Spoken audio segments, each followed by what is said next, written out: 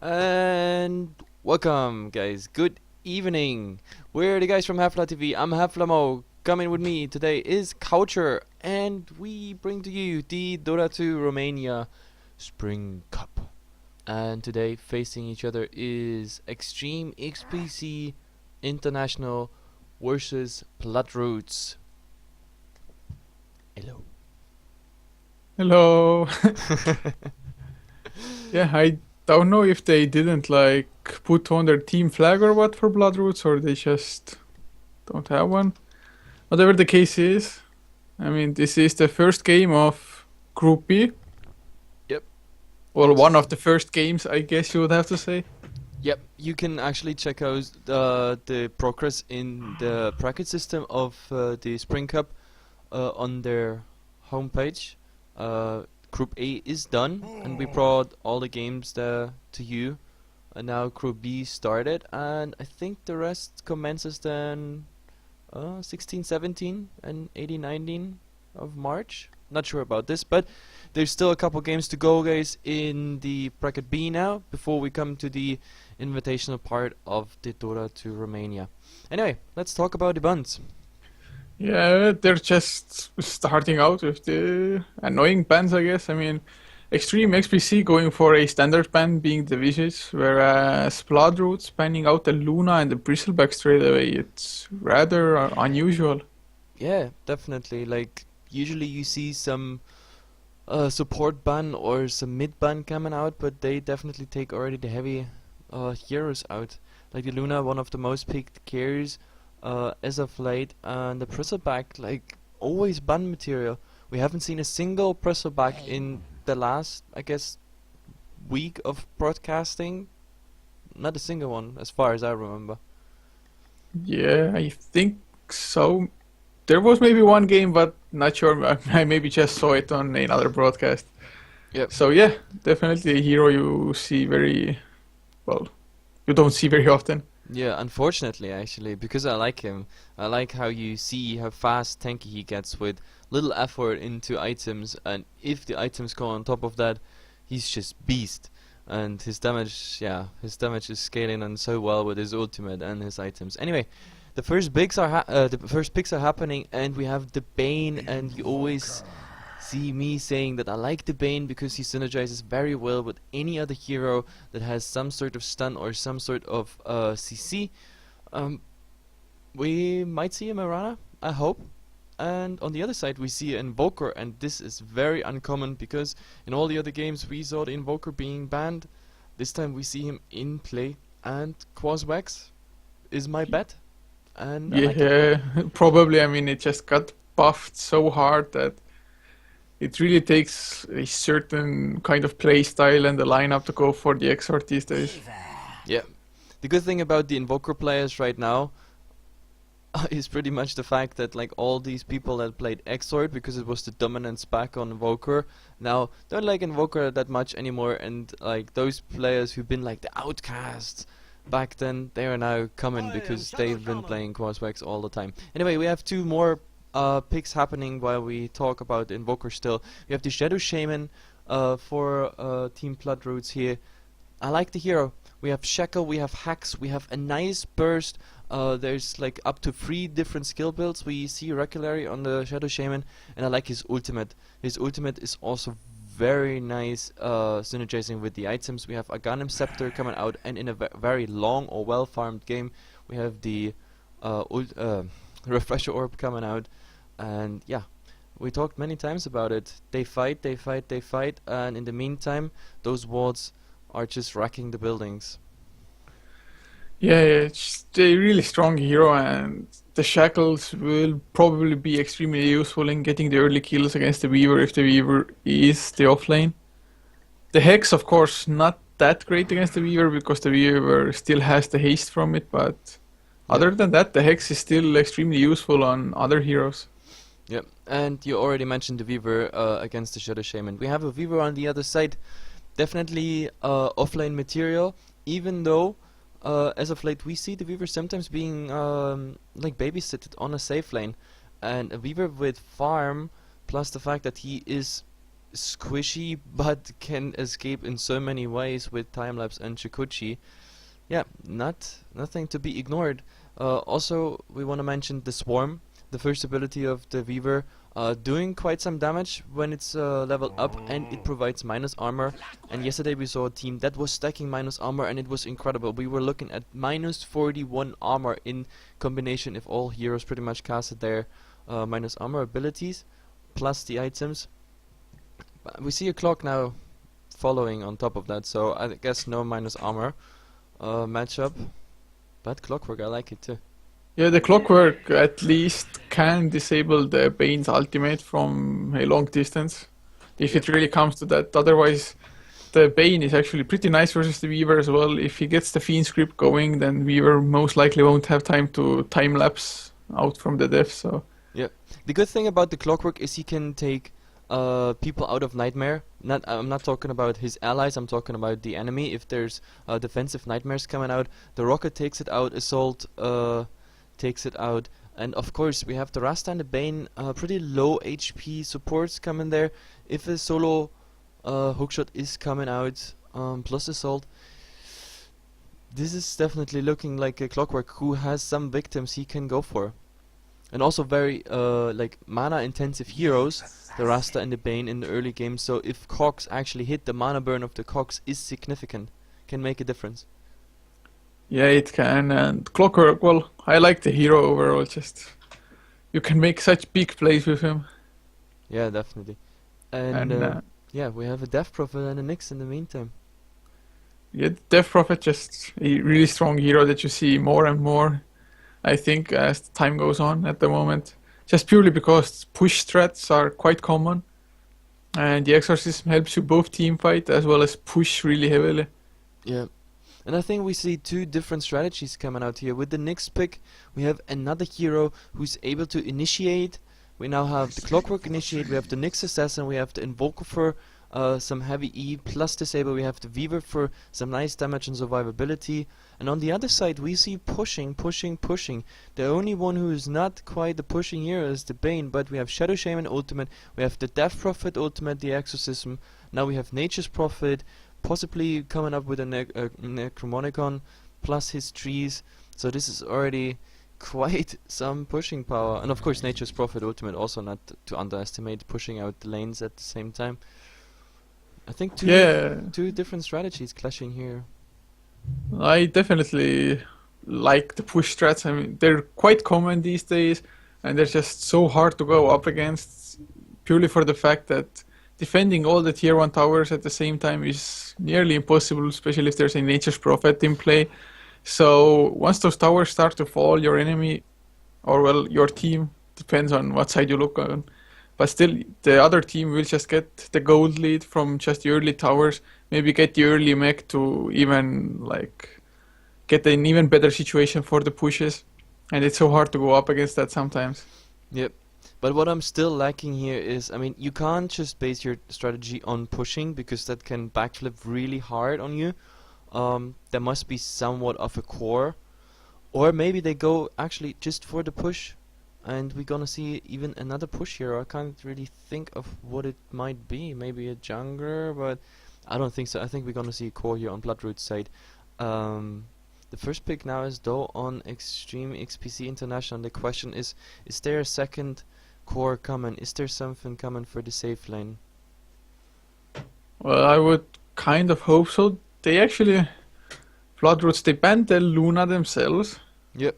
So they can't go for that hero for the push. Which is surprising, by the way, because the Luna, as I see it, would absolutely fit in their setup, especially against the pushes.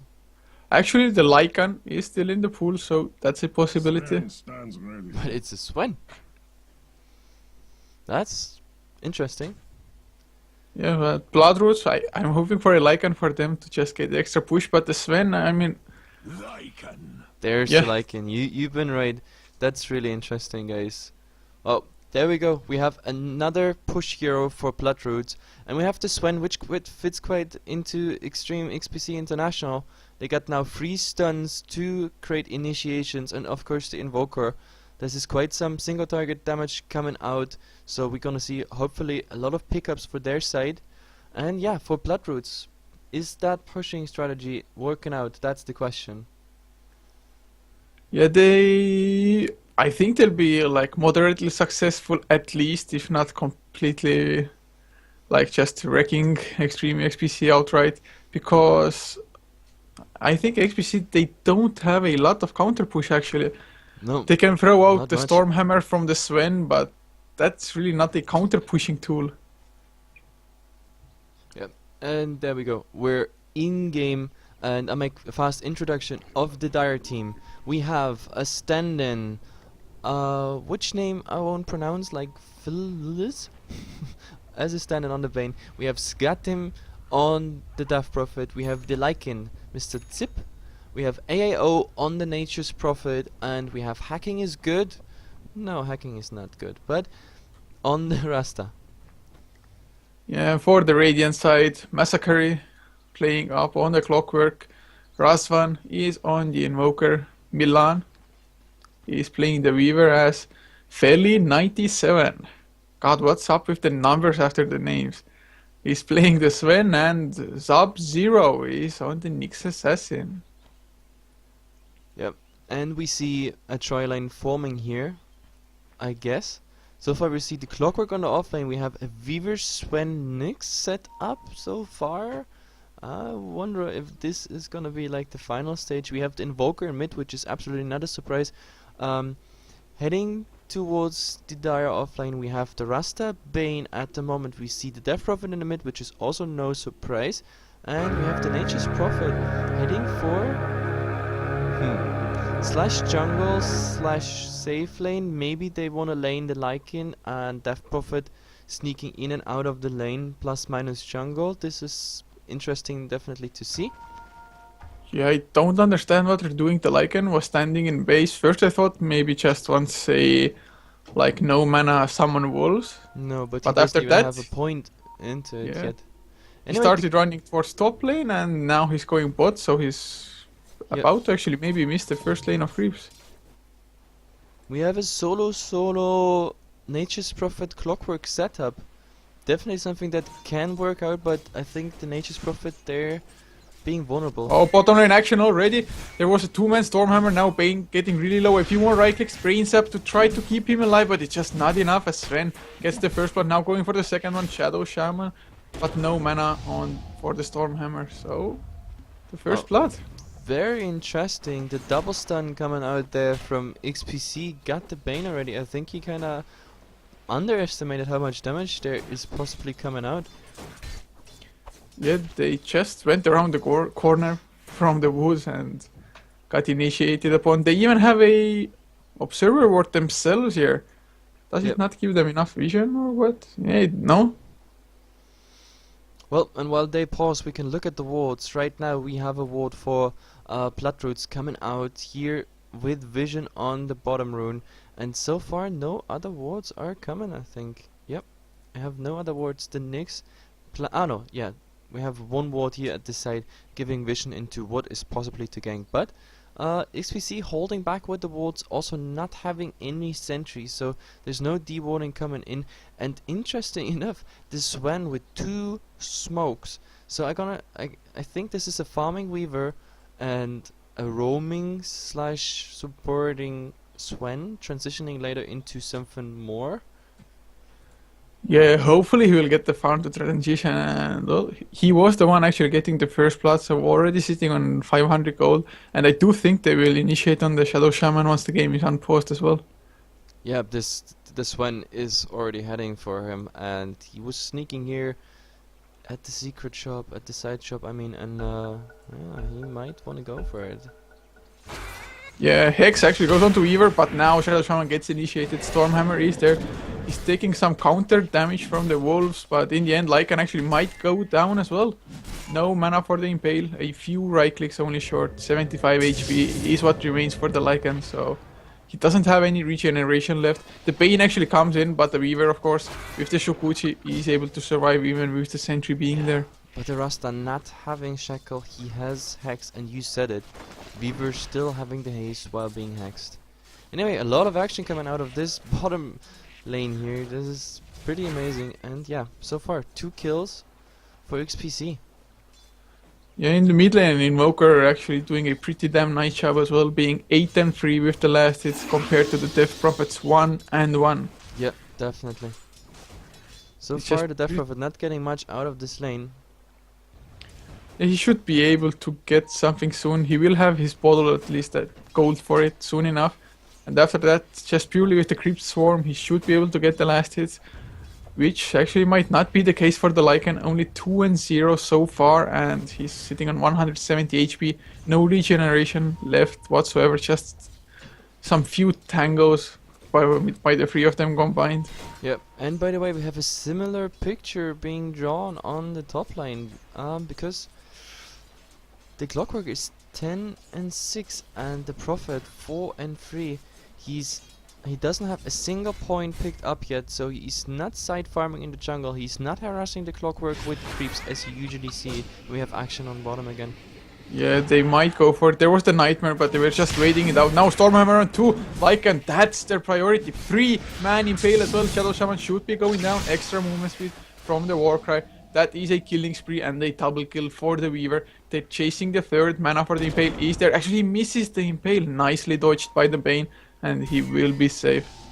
Or really, the Weaver wants to go for it still. There's no mana for a Nightmare or a Brain Sap, so the Weaver actually might get it. No boots for him. Yeah. As Clockwork owns the Yep, Nature's at the Prophet. same time, yeah. Diving the tier 1 tower there and getting the kill. He's pretty low HP, but he got a self, which he's gonna use now in a second. This is looking grim for Blood Roots here. Like, they're overextending on their offlane here. The tri-lane not working out at all. Like, with the double stun and the already level 3 Weaver, soon level 4 Weaver. Just too much damage coming out. Yeah, they're just failing every single lane. 5 and 0 is already the kill score for the side of XPC. And I don't think that Bloodroots actually was, even in their wildest dreams, imagining being so far behind only 4 minutes in. Yep. This is... But I don't want to call this game simply for the fact that if they still manage to Top get... lane, Nature's Prophet also once again in trouble. The Battery Assault will grab him the kill. Yep, this is exactly what I said even before they went into the lane, that like the Nature's Prophet is absolutely vulnerable to the Clockwork. If he gets him into the cogs and the Assault is coming out, like, there's nothing he can do. He can't TP out. So he has to be either far away... Oh, and we have it go. Oh again. yeah, they're going Shadow Shaman. He doesn't have any boots. Stormhammer is there. Just some right clicks and the Impale, of course, by the Nyx Assassin. They will get the kill. The Hex not helping him whatsoever. Yep. The Rasta just too squishy. Now the Lycan without boots, even under Oh, attack. the This one Weaver's has going- a new stun yeah. in 10 mana. Nicely done, and that's an easy kill. Yep. Well, not as easy actually. Might go down. No, the bottle charge in between. Just Yep, He was very on nice. 2 That was 10 HP. HP. Was that right? Did I see that right? 10 HP with the yeah, bottle it was charge? 2 even. 2 HP. Yeah, that really nice play coming out by the Weaver. A bit luck there involved as well, of course. But By yeah. the way, the Weaver is going for a Hand of Midas by the looks of it. Clockwork. And Prophet My down God. again. This Prophet just completely misplaying his lane. Like you said, when he was level 3, he had 0 points in any skill taken. He should have just gone with the treants straight away and started harassing the Clockwork. Yep. That's how you should go for it. But mid lane, Stormhammer will be there by the Sven, together with the Cold Snap, and then Impale by the Nyx. So an easy kill in the mid lane as well. This Opening is a the very score nice for combo. As Invoker. I said, the Sven roaming with the Nyx, and by the way, we have the Clockwork being aggressive again against the Bane, now being Nightmared. But still, he's level 8. He is level 8 on an offline. I think he's... Yeah. Yeah, He's 6 higher minutes in in. level than the Invoker in mid. Oh god, 6 minutes in, being level 8. That is absolutely sick. And in 10 seconds time, he will have his hookshot ready again. I think he might try to go for the Bane. Yeah, he can. He definitely can kill him. And Invoker's rotating even in. coming in to help. Yeah. So, I think this Bane will be a very sad guy in just a few seconds. Even the Weaver. Oh, Yeah. he got a regeneration rune. Oh god. Cold Snap is there. Just a few right clicks and he can't even... Oh, got the Nightmare actually, but the Sukuchi. just enough damage to get the kill. Yeah, nothing he can do there. Defensive Nightmare won't help him because there's too many magic abilities who can bring him out of there. Oh god, 11 and 0. Well, 11 at and least 0 before the 7-minute mark, and we have a. Is it level 9 yet? No, level 8.5. And they go and again now on hook Fury. shot onto Nature's Prophet. Another easy kill actually. The Weaver dropping really low and goes Oh. down in return. Nice. I mean, he doesn't get the XP from this, but at least 750 gold coming towards. Oh, we And have bottom one lane they're going actually. into Shadow Shaman. There's no mana on him. Each assassin just doing his work. Here's the mana burn and one kill. He's already there. Spike Carapace to stop Lycan from killing him. The wolves are still giving chase, but to no avail. And actually there Sven will has be a a... stun again soon, but I think Yeah. the right clicks are already enough. Yeah.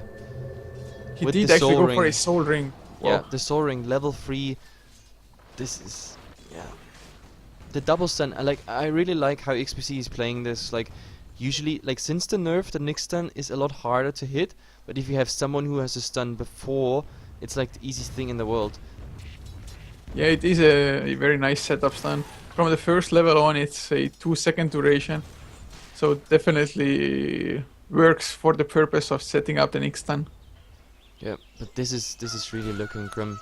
Because now they're so ahead in level and gold. I think XPC can transition into tower pushing, and then they will bolster even their advantage they have already. And on top of that, the Invoker also having like the rune control here over the Death Prophet. He's getting And double there's a damage. smoke with a Vendetta for the mid lane and the Death Prophet going down. Vendetta impale, Stormhammer to follow and easy kill. They don't even need the Invoker there. It's nothing they can do. Like level 3 impale into the Stormhammer. It's nothing they can do.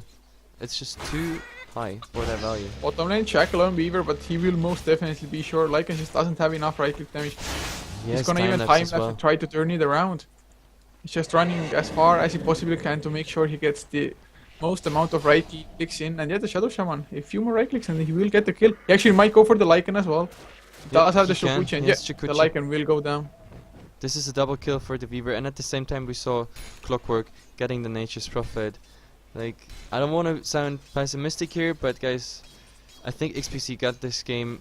I don't see Bloodroots coming back from this.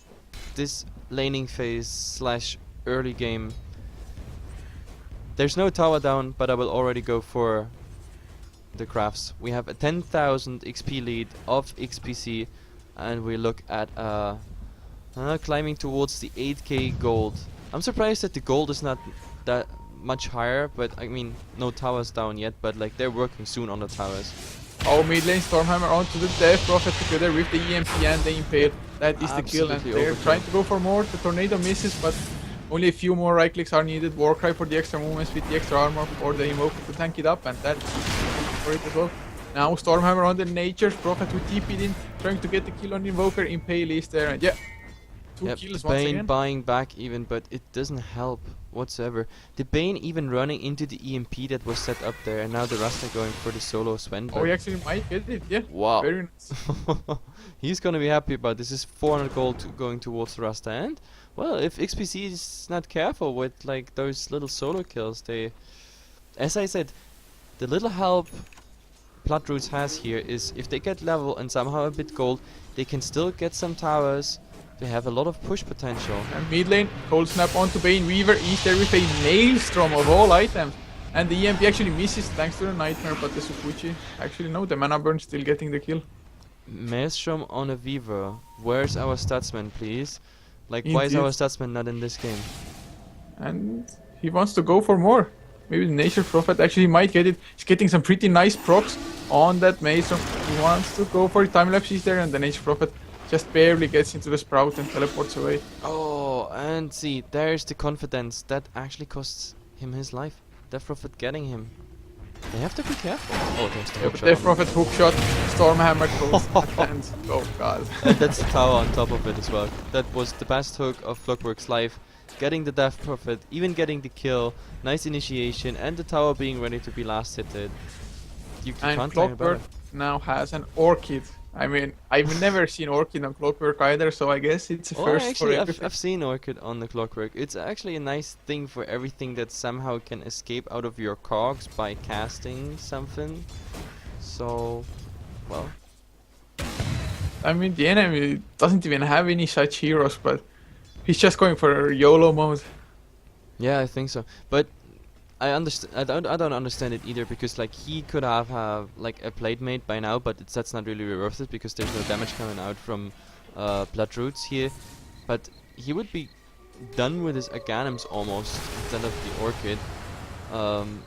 Then he could just hook around every couple seconds, and yeah, I think in the stage of the game we have right now, that would be much better.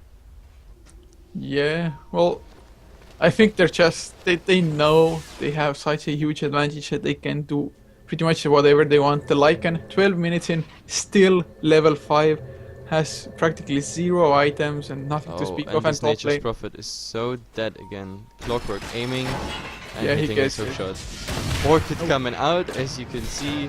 Stormbolt on top of it. There's nothing he can do. And so far, the Clockwork hitting every single hook shot. Yeah, doing a very nice job. Invoker actually gets shackled up together with the Hex. Will there be a silence, a Fiend Script, anything? No, he's just turning it around. EMP. Finally, the Fiend Script comes out. And will it be enough though? There's the Exorcism as well. He's so damn tanky. Wants to... No, actually doesn't. No. Get Interesting. GSP. Interesting, and also enough to see is also like the Death Prophet. Well, he's just level 9, but like he had no silence, so I was actually thinking, oh my god, this Invoker actually might get out after the tornado. Now they transition into push. That's exactly what I said. There's still some potential in Team Bloodroots here. They can get towers so fast, and maybe they keep themselves this way in a game. I mean, now 2 tier 1s are down for them, but now they got there first. It definitely helps with the gold. I don't know, maybe we call it early. Let's see. Yeah, XPC, I think Invoker was way too overconfident. He knew 3 heroes were there, and they were going up against a Bane and the Shadow Shaman. They have just so much disabled between themselves. Yep. So... And as I said, Bloodroots, all they need at the moment is level. Level. Get those ultimates up, and with those ultimates, like... Oh, Lycan is in big trouble. Cogs, Orchid, Battery Assault, and yeah, that's the death of the Lycan.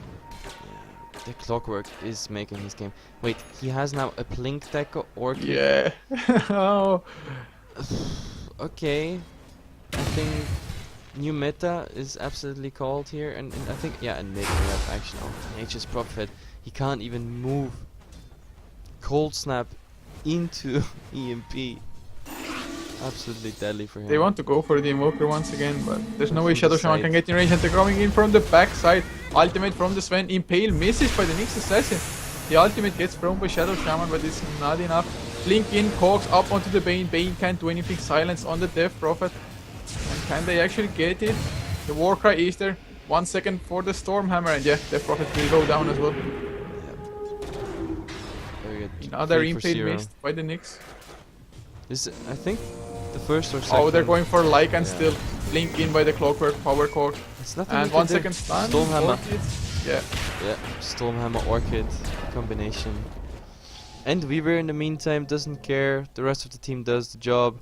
They push and get now all tier 1 tower down. And yeah, the Nature's Prophet, I don't want to say useless, but like, I like another word for it. He has nothing in this game. He pretty much lost the lane so hard against the Clockwork. Clockwork now making some awesome plays with interesting item choice. I don't know. I think it's also time to go for the net worth instead of the last hit, because this is pretty much the name of the game. All 5 heroes are higher than the highest net worth. And the funny thing is, the Prophet being the highest net worth for Team Bloodroots, even though he is the one who like lost his lane just as much as the tri-lane bottom. Yeah, and I think it's really funny to see that the Clockwork, who got another kill in mid lane, And we is see the he got, like, highest net streak worth coming actually out. by quite a bit. Just the Clockwork making such big plays. He had such a nice time on the lane, getting is so consecutive evil. kills, and yeah, Nature's Prophet I think is going down once more. Impale hits and actually Cogs to go on Shadow Shaman. So they might try to turn it around somewhat. Will they get the Battery Assault? Yep, they still get the kill. Clockwork getting it. Now reinforcements arrive. They get 3 kills. Lycan getting thrown up in the air. Stun, Stormhammer, Impale. Wow. This is just This is, I think, rape is the word I was looking for. Yeah, I couldn't describe it better. Like Team Platroots, there's no way they Fiend could script up onto the Weaver, but he can kill him solo with only the Fiend script. Now, Yules up onto the Bane and they're going for the counter kill. Impale actually missing. A bit of a mistake, but I don't think it will matter that much in the end as Weaver will get the kill. And he's also very lucky with those Maelstrom procs. it's pretty funny. They're just to see. messing around with the Nightmare. Yeah. Well, at least they have fun. Oh! The wards by the Shaman, but Tornado, EMP, Shaman, yeah, goodbye. Oh my god, guys. Well, at least all the viewers should be happy because you are getting items, guys. A lot of items. Pretty much. We have a godlike streak, we have a beyond godlike streak, we have multi kills, and I really hope the clockwork dies so there's another, like, oh my god, they have now, look at this, there's 4 couriers going towards the dire team. Well, they This is definitely now want to make this is viewers now happy. entertaining play number 1 by XPC. They're just messing around. They know they got this game. Yeah, Easy three going. people just got items. So, loads of prizes for witnessing courier kills. Yeah, I really hope the viewers are happy because Team XPC should be your new favorite. They know they got the game. They're absolutely dominating here. Team Platroots is not calling it yet, even though they should. They're not even defending anymore. They bought couriers themselves. So guys, this game is definitely over. We saw amazing plays out by XPC. I wouldn't even say outdrafted, but like all 3 lanes lost. And yeah, oh, they go into Roshan. No, do they? No, now they call it back. I Yeah. think it's time to finish this, and XPC absolutely well deserved getting into the next bracket. I think 2 teams here on a definitely different level met up here, because XPC Yeah. looks very solid, and I, I know really Bloodroots- liked the draft yeah. actually from Bloodwoods, but Yeah, they I liked it just- too. I don't think they should have gone for the aggressive tri-lane with the Lycan. It just doesn't fit. Yeah, I think getting someone on the offlane there, just getting some experience and maybe even using the jungle, getting everybody level 6. I mean, we have then Rasta Wards, the ultimate by Furion plus the pushing potential. We have the Lycan, Lycan form as his ultimate. We have the Death Prophet Exorcism and the Fiend script. That would have given them exactly what they needed. They could have even started 5-manning there, I think, but like by losing all 3 lanes in a very uncommon way to lane these heroes, yeah, there was pretty much everything over. And yeah, as I said, this game is over officially. They're standing at their fountain. They've given up, but I don't know, maybe it's some code of honor or something. Yeah, there you see. Oh my god. Okay, this is just getting lame, to be honest. I mean, it's too much of an influx of items. I think if you do this actually somewhat retarded that you get so many items from people just... It's like rigging an esports bet or a sports bet and you're losing on purpose. It's you're feeding on purpose. The interesting thing by Valve is that like for repeatedly career kills, you get you get still items. Yeah, I think they should have to fix it, to be honest, because this is just kind of ridiculous. Well, I think my name pops up there as well. I don't care too much. Anyway, I hope they finish the game now. Tier 4s are blank. The other lanes are not even pushed down by the tier 4s. So let's finish this, please. And I want to see the next game. And I really hope that XPC meets an enemy that is definitely doing better than Platroots here. Yeah, I would like to see a very like tight game going like 16 minutes or more. Yeah, like in difference. Oh, there they call finally the GG. By the way, yesterday we in the Group A we saw so interesting Dota. Games closed, 67-minute base race and everything. This game is the first time where I actually say like 2 teams met here that, wow, the difference just too significant. Anyway guys, that's it with the game number 1, but the winners XPC here, they're gonna face a new team, and I hope this team is definitely going to give them some resistance. We're gonna see each other at 20 CET.